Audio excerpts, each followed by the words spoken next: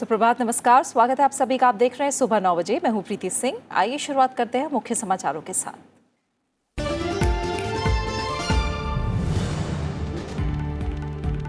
NDA संसदीय दल के नेता नरेंद्र मोदी आज दूसरी बार प्रधानमंत्री पद की लेंगे शपथ। शाम 7 बजे राष्ट्रपति भवन में शपथ ग्रहण समारोह। राष्ट्रपति रामनाथ कोविंद नए मंत्रिपरिषद के सदस्यों को दिलाएंगे पद और गोपनीयता की शपथ। करीब 7,000 मेहमान बनेंगे ऐतिहासिक पल के गवाह।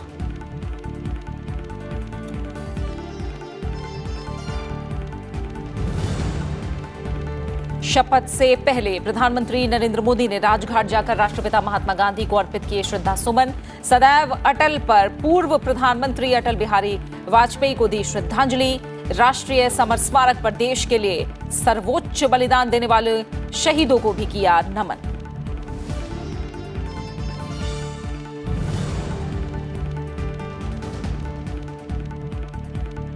प्रधानमंत्री नरेंद्र मोदी के शपथ समारोह में शामिल होने के लिए बिम्स्टेक समूह के नेताओं का पहुंचना जारी। किर्गिजस्तान राज्य के राष्ट्रपति और मॉरिशस के प्रधानमंत्री भी होंगे शामिल। सोनिया गांधी और राहुल गांधी समेत विपक्षी दलों के नेता करेंगे शिरकत। कई प्रदेशों के राज्यपाल और मुख्यमंत्रियों के अलावा पश्चिम बंगाल में राजनीतिक हिंसा में मारे गए बीजेपी कार्यकर्ताओं के परिवार भी शपथ समारोह का बनेंगे हिस्सा।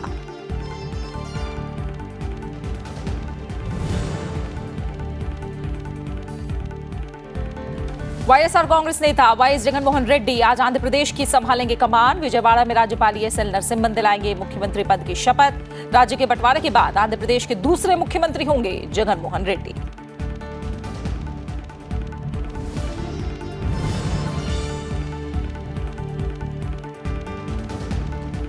और क्रिकेट के महाकुंभ का आज से आगाज। विश्व कप में हिस्सा ले रही 10 टीमों के कप्तानों से मिली क्वीन एलिजाबेथ। दक्षिण अफ्रीका के खिलाफ मेजबान इंग्लैंड आज करेगा अभियान की शुरुआत।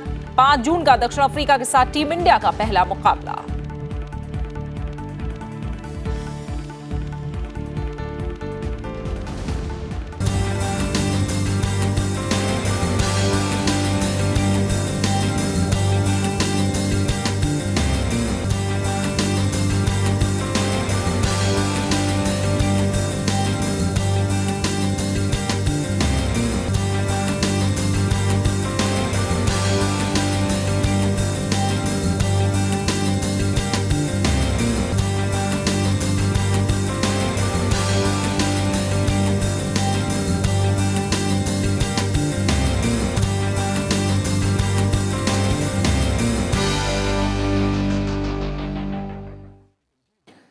एनडीए संसदीय दल के नेता नरेंद्र मोदी आज शाम 7 बजे दूसरी बार प्रधानमंत्री पद की शपथ लेंगे। राष्ट्रपति भवन के प्रांगण में शपथ ग्रहण की तैयारियां पूरी कर ली गई हैं। शाम 7 बजे होने वाले शपथ ग्रहण से पहले आज सुबह प्रधानमंत्री नरेंद्र मोदी सबसे पहले राजघाट पहुंचे और राष्ट्रपिता महात्मा गांधी को श्रद्धा सुमन अर्पित किए। इस मौके पर उनके साथ बीजेपी अध्यक्ष अमित शाह के अलावा जेपी नड्डा, नरेंद्र सिंह तोमर, धर्मेंद्र प्रधान, रविशंकर प्रसाद और प्रकाश जावड़ेकर समेत बीजेपी के कई वरिष्ठ नेता मौजूद रहे। लोकसभा चुनाव में बीजेपी ने प्रचंड बहुमत से जीत हासिल की है। बीजेपी ने इस बार लोकसभा की 542 सीटों में से अकेले 303 सीटों और एनडीए ने 353 सीटों पर जीत हासिल की है। जवाहरलाल नेहरू, इंदिरा गांधी और मनमोहन सिंह के बाद नरेंद्र मोदी चौथे ऐसे प्रधानमंत्री हैं जो 5 साल का कार्यकाल पूरा करने के बाद दूसरी बार प्रधानमंत्री निर्वाचित हुए हैं। राष्ट्रपिता महात्मा गांधी को नमन करने के बाद प्रधानमंत्री नरेंद्र मोदी सदैव अटल समाधि स्थल पर पहुंचे और पूर्व प्रधानमंत्री अटल बिहारी वाजपेयी को श्रद्धांजलि दी। यहां भी उनके साथ बीजेपी अध्यक्ष अमित शाह और अन्य बीजेपी सांसद मौजूद रहे।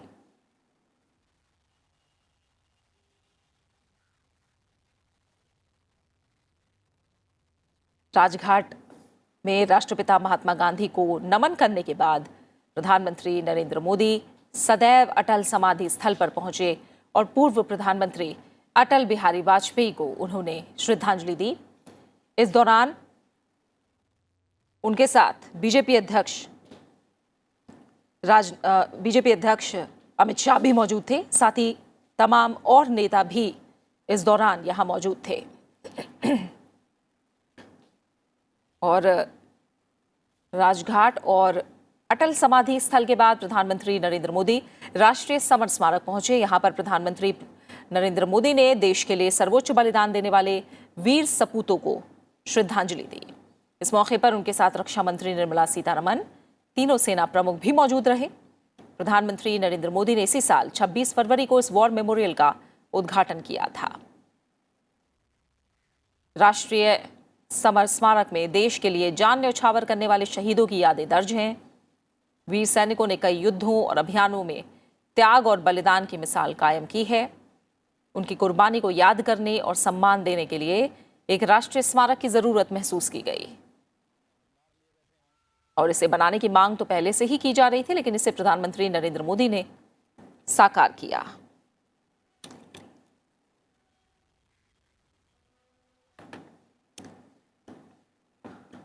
राष्ट्रपिता महात्मा गांधी और पूर्व प्रधानमंत्री अटल बिहारी वाजपेयी को श्रद्धांजलि देने के बाद प्रधानमंत्री नरेंद्र मोदी राष्ट्रीय युद्ध स्मारक भी गए और यहां उन्होंने शहीदों को नमन किया। इस दौरान उनके साथ तीनों सेना प्रमुख भी मौजूद थे, साथ ही रक्षा मंत्री निर्मला सीतारमण भी उनके साथ मौजूद थी।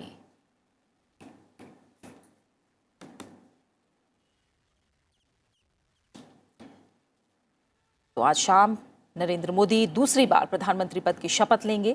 इससे पहले आज उन्होंने दिन की शुरुआत राजघाट, उसके बाद अटल समाधि और फिर राष्ट्रीय समर स्मारक पहुंचकर की और राष्ट्रीय समर स्मारक जाकर उन्होंने शहीदों को नमन किया। देश के लिए सर्वोच्च बलिदान देने वाले वीर सपूतों को प्रधानमंत्री ने यहां श्रद्धांजलि दी।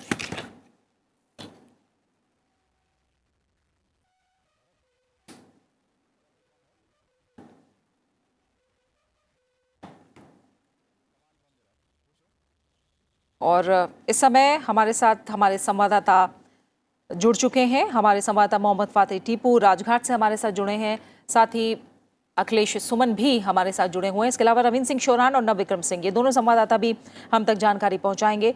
पहले मोहम्मद फातिह टीपू का रुख करते हैं जो कि राजघाट से हमारे साथ जुड़े हैं। मोहम्मद फातिह टीपू, आज सबसे पहले दिन की शुरुआत प्रधानमंत्री नरेंद्र मोदी ने राजघाट जाकर की, बापू को नमन किया और हमने देखा है कई बार वो इस बात को कहते आए हैं कि किस तरह से महात्मा गांधी तमाम लोगों के साथ साथ उनके खुद के आदर्श भी हैं। और आज जब दूसरी बार वो सत्ता की कमान संभालने जा रहे हैं तो सबसे पहले उन्होंने बापू को नमन भी किया।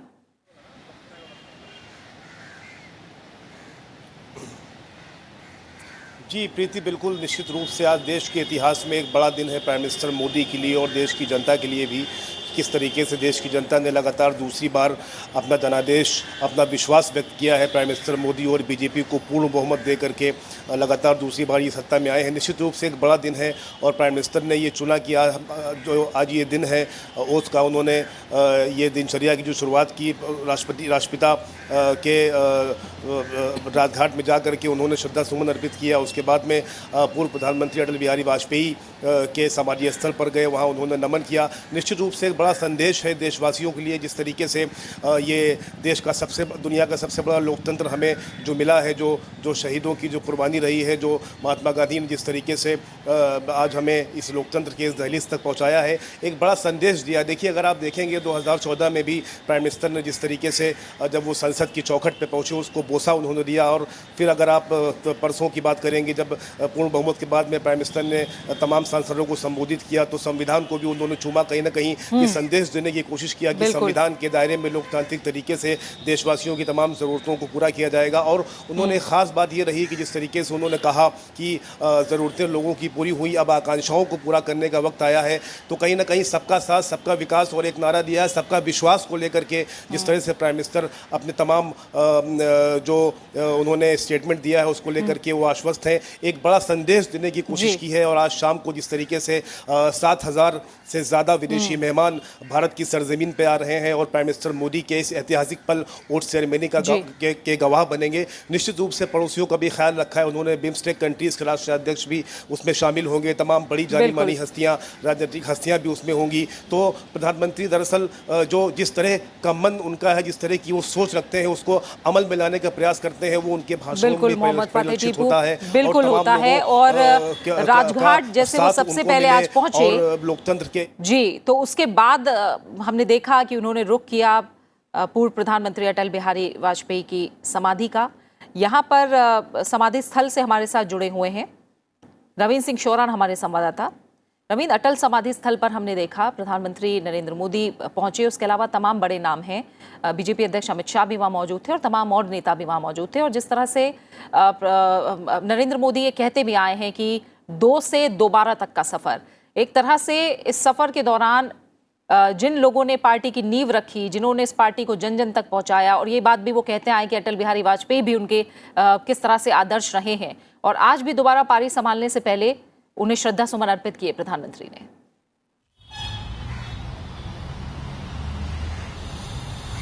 जी प्रीति, देखिए 200 से 300 तक की जो दूरी पार की है बीजेपी ने, मैं उसके भी पहले अगर हम लोग जाएं, उस वक्त में जब जनसंघ की स्थापना हिंदुस्तान में हुई थी, तब भी अटल बिहारी वाजपेयी ने जनसंघ की स्थापना के बाद से इस विचारधारा के लिए काम किया। उसके बाद जनता पार्टी का जब निर्माण हुआ और उसके बाद भारतीय जनता पार्टी, तो वो लगातार सक्रिय तौर पर इस विचारधारा को आगे बढ़ाते रहे। और प्रधानमंत्री नरेंद्र मोदी ने अपने कई भाषणों में कहा है कि आज जो जीत बीजेपी को हासिल हुई है, उसके पीछे न जाने कितनी पीढ़ियां खप गई। और आज भी जिस तरीके से विचारधारा के नाम पर या राजनीतिक हत्याएं अलग अलग, चाहे बंगाल हो या केरला हो, हम लोग देख रहे हैं, तो अटल बिहारी वाजपेयी की समाधि पर जाने का सबसे बड़ा प्रतीक यही है कि जो कार्यकर्ता विचारधारा को आगे बढ़ाने के लिए काम में लगे हुए हैं, ये उन तमाम कार्यकर्ताओं के लिए एक किस्म से प्रेरणा स्रोत है अटल बिहारी वाजपेयी, कि जिन्होंने लगातार संघर्ष करते हुए किस तरीके से अपनी पार्टी को जो शून्य पर थी उसको आज शिखर पर पहुंचाया है, किस तरीके से बहुत छोटे से एक राजनीतिक दल को, एक छोटी से मान्यता प्राप्त विचारधारा को आज सर्वोपरि बनाते हुए तमाम लोगों के बीच में उसको स्थापित किया है। साथ ही साथ अटल बिहारी वाजपेयी पर जाने के समाधि पर जाने का दूसरा सबसे बड़ा मतलब ये भी है कि जिन विचारों के साथ अटल बिहारी वाजपेयी ने अपनी पूरी राजनीतिक जीवन लगा दिया, चाहे वो प्रधानमंत्री पद उनको मिला हो या उनको विदेश मंत्री चाहे वो रहे हो 77 की सरकार में, लगातार जिस तरीके से उन्होंने सामाजिक जीवन में निष्कलंक तरीके से अपना राजनीतिक जीवन जिया है, वो अपने आप में बड़ा महत्वपूर्ण है। कई अहम फैसले जो अटल बिहारी वाजपेयी के कार्यकाल के दौरान लिए गए थे और जो नीतियां उसके बिल्कुल लगातार इनका जिक्र प्रधानमंत्री नरेंद्र मोदी भी करते आए हैं कि किस तरह की सीख उन्होंने अटल बिहारी वाजपेयी के जीवन से भी ली है, और इसलिए आज उन्हें भी वो नमन करने पहुंचे शपथ लेने से पहले। इसके अलावा नेशनल वॉर मेमोरियल, राष्ट्रीय युद्ध स्मारक, यानी पहले राजघाट, फिर अटल समाधि स्थल और फिर राष्ट्रीय युद्ध स्मारक का रुख किया प्रधानमंत्री नरेंद्र मोदी ने। नवविक्रम सिंह हमारे साथ वहां से जुड़े हुए हैं। नवविक्रम, लगातार प्रधानमंत्री जो हमारे सैनिक हैं, जो शहीद सैनिक हैं, उनके बलिदान की चर्चा करते आए हैं, उन्हें हमेशा वो नमन करते आए हैं, और आज हम देख रहे हैं कि किस तरह से वो खुद राष्ट्रीय युद्ध स्मारक पहुंचे और शपथ ग्रहण से पहले उन्होंने नमन किया।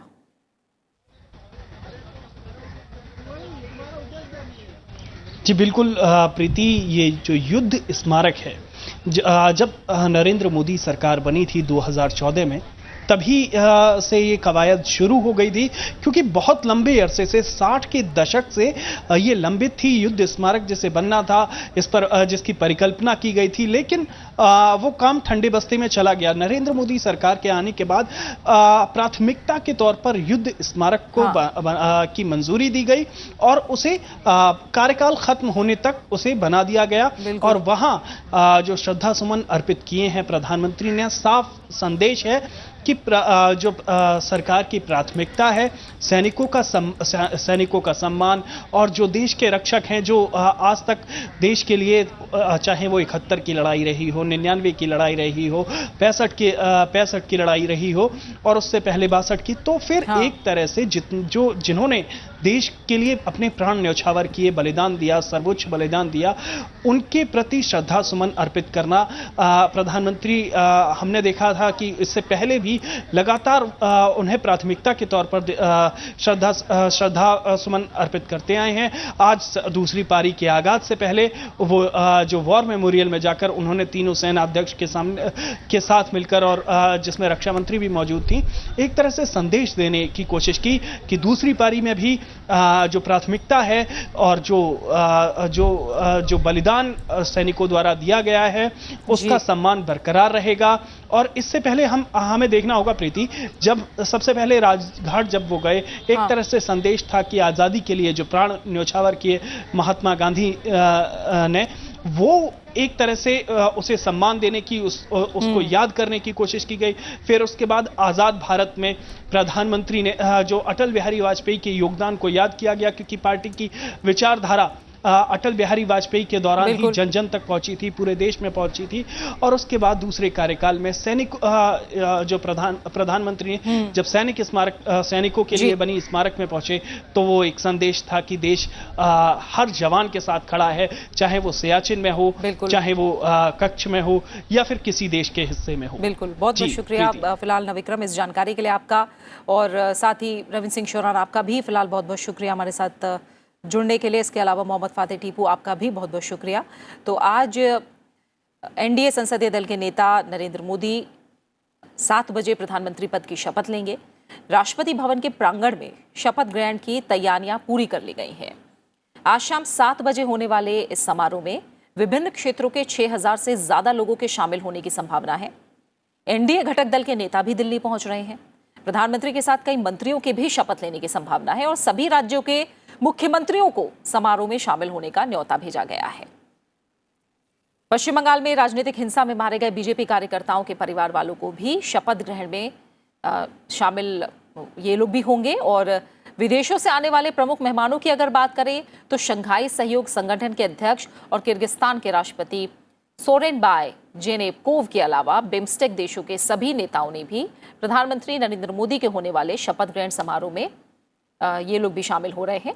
शपथ ग्रहण में शामिल होने वाले राष्ट्राध्यक्षों का राष्ट्रपति रामनाथ कोविंद की ओर से विशेष स्वागत किया जाएगा। प्रधानमंत्री के साथ इन लोगों की अलग से द्विपक्षीय बैठकें भी प्रस्तावित हैं।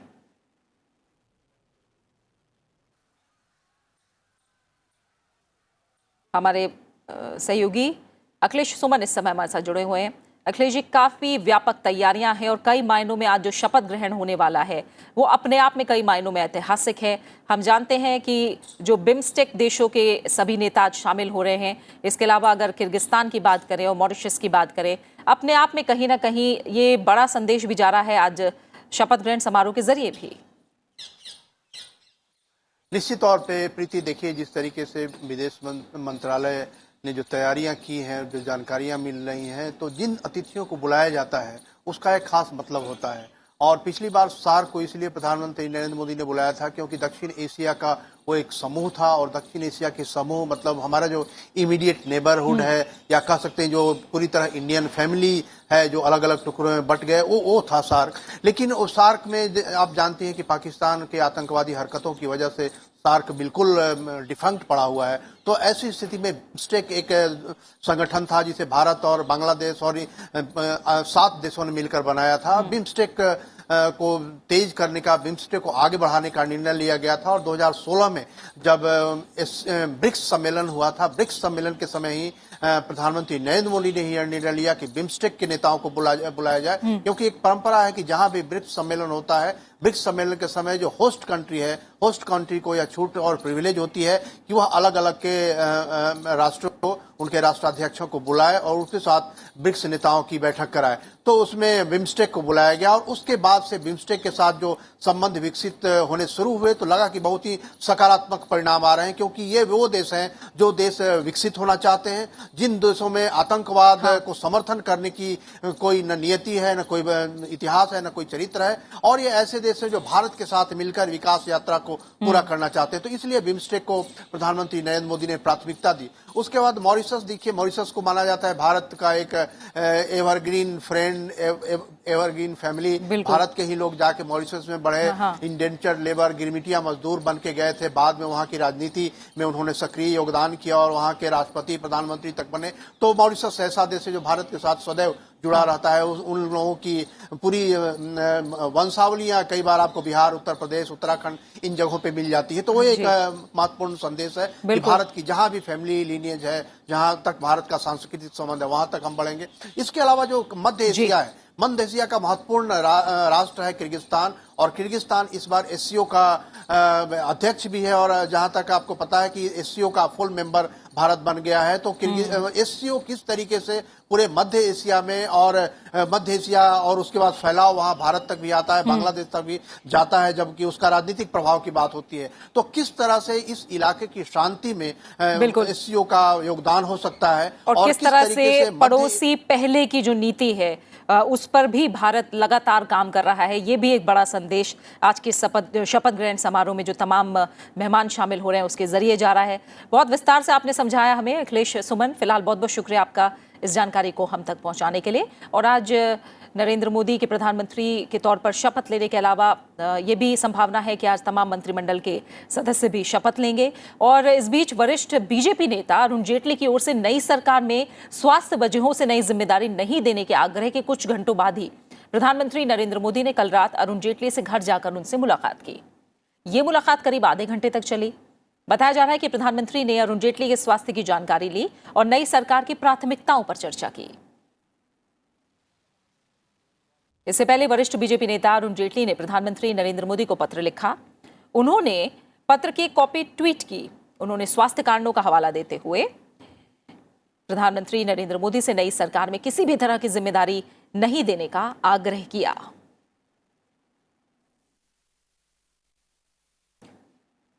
अरुण जेटली ने स्वास्थ्य कारणों का हवाला देते हुए लिखा कि पिछले 18 महीनों से उनकी तबीयत खराब है, ऐसे में वो नई सरकार में जिम्मेदारी नहीं निभा पाएंगे, इसलिए उन्हें मंत्री बनाने पर कोई विचार ना करें। उन्होंने लिखा है कि पिछले 5 साल में आपके कार्यकाल का हिस्सा होना मेरे लिए काफी सम्मान की बात है और ये सीखने वाला अनुभव रहा।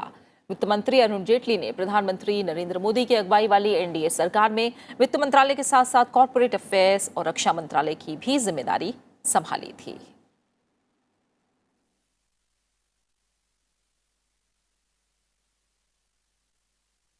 कुछ और अहम खबरों का रुख करें तो आंध्र प्रदेश में आज वाईएसआर कांग्रेस नेता जगन मोहन रेड्डी मुख्यमंत्री का पदभार संभालेंगे। राज्यपाल ईएसएल नरसिम्हन उन्हें पद और गोपनीयता की शपथ दिलाएंगे। शपथ ग्रहण समारोह आज दोपहर 12:23 पर होगा। जगन मोहन रेड्डी की पार्टी वाईएसआर कांग्रेस को हाल ही में संपन्न हुए विधानसभा चुनाव में प्रचंड बहुमत हासिल हुआ है। पार्टी ने राज्य में 175 में से 151 सीटें अपने नाम की। इसके अलावा उन्होंने राज्य में लोकसभा की 25 में से 22 सीटें अपने नाम की। जगनमोहन रेड्डी ने कांग्रेस से अलग होकर दिसंबर 2010 में नई पार्टी बनाने का ऐलान किया था और मार्च 2011 में जगनमोहन रेड्डी ने अपने पिता वाईएस राजशेखर रेड्डी के नाम पर नई पार्टी का ऐलान किया और पार्टी का नाम वाईएसआर कांग्रेस रखा। राज्य के बंटवारे के बाद जगनमोहन रेड्डी आंध्र प्रदेश के दूसरे मुख्यमंत्री होंगे। और इस समय विजयवाड़ा में मौजूद हैं हमारे संवाददाता कृति मिश्रा। कृति, किस तरह की तैयारियां हैं आज जगनमोहन रेड्डी के शपथ ग्रहण समारोह को लेकर और किस तरह की चुनौतियां हैं जो अब जगनमोहन रेड्डी के सामने दिख रही हैं, क्योंकि इतना बड़ा जनादेश उन्हें मिला है, इसके साथ जिम्मेदारियां भी काफी ज्यादा हैं। और एक और सवाल कि क्या शपथ ग्रहण समारोह में चंद्रबाबू नायडू शामिल होंगे?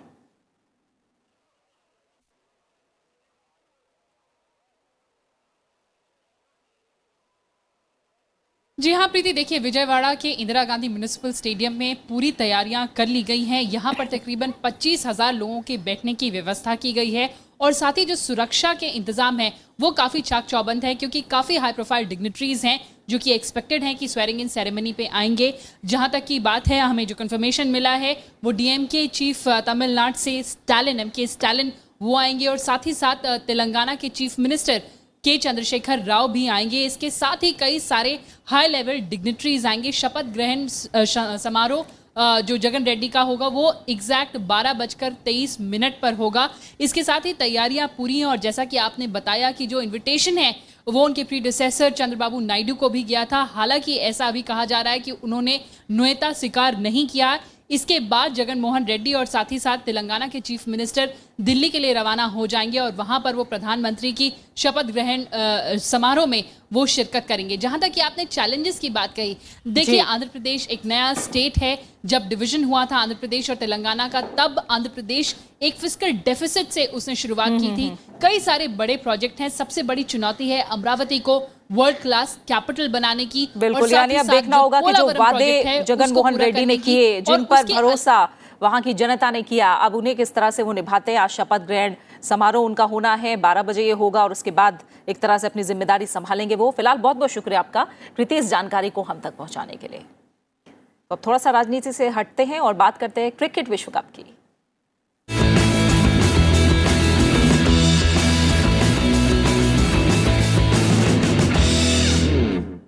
इंग्लैंड में आईसीसी क्रिकेट विश्व कप का 12वां संस्करण आज से शुरू हो रहा है, जहां 10 टीमें क्रिकेट का चैंपियन बनने के लिए जद्दोजहद करेंगी।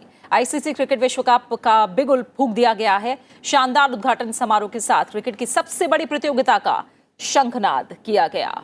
इंग्लैंड की राजधानी लंदन में बर्मिंघम पैलेस के करीब प्रतिष्ठित लंदन मॉल रोड पर इस भव्य समारोह का आयोजन हुआ। ब्रिटेन की महारानी एलिजाबेथ ने सभी टीमों के कप्तानों से बर्मिंघम पैलेस में मुलाकात की।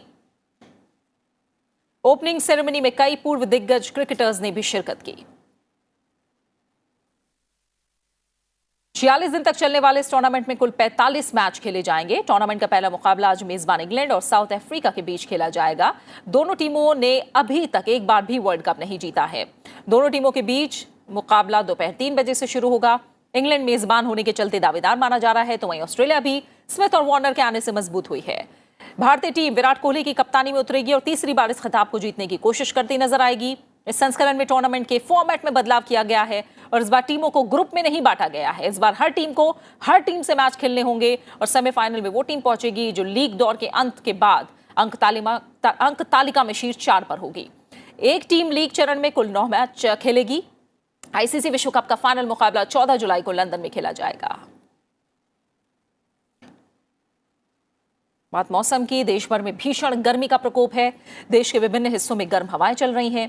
राजधानी दिल्ली में अधिकतम तापमान 43.1 डिग्री सेल्सियस दर्ज किया गया। ये इस महीने का सबसे अधिकतम तापमान था। वहीं न्यूनतम तापमान 23.6 डिग्री सेल्सियस दर्ज किया गया। राजस्थान में भीषण गर्मी और लू के प्रकोप की वजह से आम जनजीवन प्रभावित हुआ है। चूरू में अधिकतम तापमान 47.3 डिग्री सेल्सियस दर्ज किया गया।